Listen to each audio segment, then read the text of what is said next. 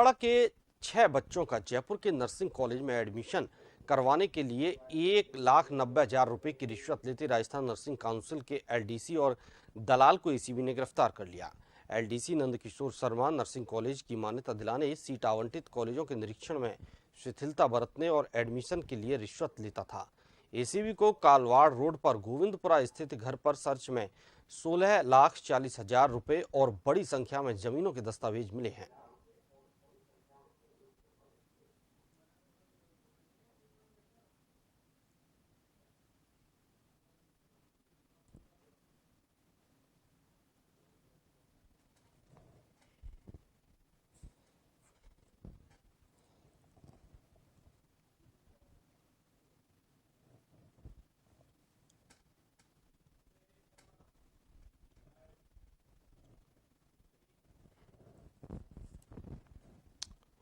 और ज्यादा जानकारी के लिए संवाददाता विवेक हमारे साथ जुड़े हुए हैं। विवेक, एलडीसी से भारी मात्रा में रिश्वत की राशि तो बरामद हुई, कई जमीनों के दस्तावेज भी मिले हैं, जिससे कहीं ना कहीं ये लगता है कि रिश्वत का ये रोगी काफी लंबे समय से रिश्वत का खेल खेल रहा था। तो देखिए, राजधानी जयपुर में मंगलवार को दोपहर बाद एसीबी ने बड़ी कार्रवाई को अंजाम दिया था। इस दौरान एसीबी ने राजस्थान नर्सिंग काउंसिल के क्लर्क बंशीलाल शर्मा को 1,90,000 रुपए की जो है रिश्वत लेते रंगे हाथों गिरफ्तार किया गया था। इस कार्रवाई के दौरान एसीबी ने रिश्वत देने वाले और रिश्वत लेने वाले दोनों आरोपियों को गिरफ्तार किया था। दरअसल एसीबी को इस संबंध में लंबे समय से सूचनाएं मिल रही थी कि राजस्थान नर्सिंग काउंसिल में दलालों के जरिए जो है न केवल नर्सिंग काउंसिल की जो नर्सिंग कॉलेज है उनकी सीटें बढ़ाने का काम किया जाता है, बल्कि छात्रों को नर्सिंग स्कूलों में प्रवेश दिलाने के नाम पर भी जो है रिश्वत वसूली जाती है।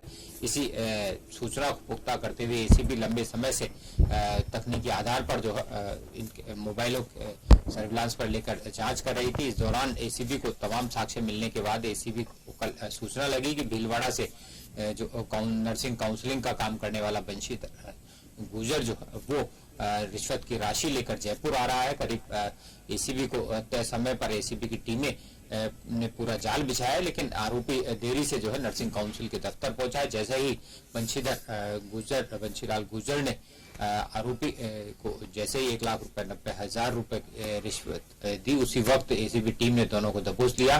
फिलहाल दोनों से पूछताछ की जा रही है। आरोपी जो क्लर्क था नंदलाल शर्मा के गोविंदपुरा स्थित आवास पर जो है सर्च किया गया था। सर्च के दौरान 16 लाख रुपए से ज्यादा की नकदी बरामद की गई है। साथ ही संपत्ति संबंधी दस्तावेज जो वो भी बरामद किए गए हैं। फिलहाल एसीबी अधिकारी दोनों आरोपियों से पूछताछ कर रहे हैं। आज दोनों आरोपियों को भ्रष्टाचार निवारण मामलों की विशेष अदालत में पेश किया जाएगा, जहां माना जा रहा है एसीबी पूछताछ के लिए रिमांड पर मांग सकती है। फिलहाल दोनों आरोपियों से पूछताछ की जा रही है, क्योंकि जांच में सामने आया है कि जिस तरह से नर्सिंग कॉलेजों में सीटें बढ़ाने को लेकर पैसा लिया जाता था, ये इस क्लर्क के अधिकार क्षेत्र में नहीं था। ऐसे में माना जा रहा है इस मामले को लेकर राजस्थान नर्सिंग काउंसिल के उच्चाधिकारियों की मिलीभगत सामने आ सकती है। वहीं जिस तरह से नर्सिंग कॉलेजों में प्रवेश दिलाने का काम जो आरोपी क्लर्क करता था, इसमें भी ये सामने आया है कि नर्सिंग कॉलेजों के कई अधिकारियों से इसकी सेटिंग थी, जिसी के चलते अलग अलग जिलों से काउंसलिंग का काम करने वाला बंशीधर जो वो छात्रों को प्रवेश दिलाने के नाम पर जयपुर लाता था और क्लर्क से मिलकर नर्सिंग कॉलेजों में उनका प्रवेश कराया जाता था। बदले में क्लर्क को भी जो है मोटी रिश्वत दी जाती थी। फिलहाल पूरे मामले को लेकर एसीबी तफ्तीश जांच कर रही है। माना जा रहा है जांच के दौरान कई और खुलासे सामने आ सकते हैं। अभी जांच चल रही है, कल इनकी गिरफ्तारी हुई थी, क्या कल से अभी तक कोई एक ऐसा नाम सामने आया हो जिसकी मिली भगत सामने आ रही है, या इन्होंने पहले किसी और मामले में रिश्वत ली हो अब तक? प्रारंभिक जांच में इससे पहले भी रिश्वत लेने की जानकारी सामने आ चुकी, क्योंकि लंबे समय से एसीबी इन आरोपियों का फोन जो है वो सर्विलांस पर रख रखा था। तकनीकी आधार पर लगातार जांच की जा रही थी। तकनीकी आधार पर जब दोनों की बातचीत के दौरान रिश्वत के लेन देन के साक्ष्य मिले, उसी के बाद कल एसीबी ने इस ट्रैप की कार्रवाई को अंजाम दिया था।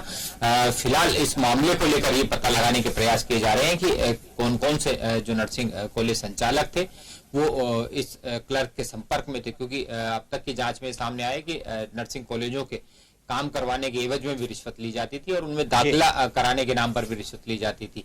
तो रिश्वत का एक खेल जो है काफी लंबे समय से चल रहा था। ये तमाम बातें जो है एसीबी की प्रारंभिक जांच में सामने आ चुकी है, लेकिन अब एसीबी तमाम फाइलें खंगाल कर ये पता लगाने का प्रयास कर रही है कि आरोपी जो नर्सिंग काउंसलिंग का काम किया करता था बंशीधर, उसके संपर्क में कौन कौन से अधिकारी थे और जो बाबू जो लाखों रुपए की रिश्वत ले रहा था उसके संपर्क में कौन कौन अधिकारी थे और किन अधिकारियों के मिलीभगत से वो नर्सिंग कॉलेजों को फायदा दिलवाया करता था या फिर उनमें दाखिला करवाया करता था। जी, बहुत बहुत शुक्रिया विवेक आपका।